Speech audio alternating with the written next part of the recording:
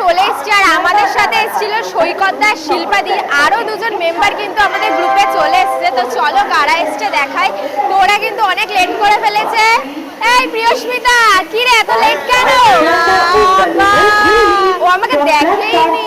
আমি দেখতে পেয়েছিলাম হালকা ভেবেছি না ওটা না হয়তো মানে আমি অন গার্ডে ওখানে বসে আছি। আরে আমরা ওখানে বসেছিলাম কারণ আমাদের প্রচন্ড গরম লাগছে। আমরা তাই শিল্পাদিকে ওখানে বসিয়ে দিয়েছিল। চলো তো চলো ওখান থেকে খুঁজে বেড়াচ্ছি। তো চলো ওরা চলে এসছে। আর কি রে একটা ট্রলিতে হয়ে গেল? আমরা এতগুলো জায়গা স্পটে ঘুরবো? আমি না তাই ভাবছি সবার দিকে দুটো করে ভিডিও। আমি শিল্পাদি এইমাত্র আমাকে বলছিল চল একটা ট্রলিতে কি করে হলো রে? আমাদের কিন্তু ব্যাগেও কিছু নেই।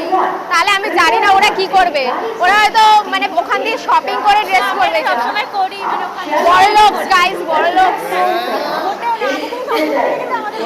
তো চলো ওরা চলে এসছে, এবার বসি তারপর খাওয়া দাওয়া করবো কারণ ওরা চলে এসছে। কি রে তোর যেটা দায়িত্ব ছিল করে এনেছিস? আমি কিন্তু শুধু খেতে হবে।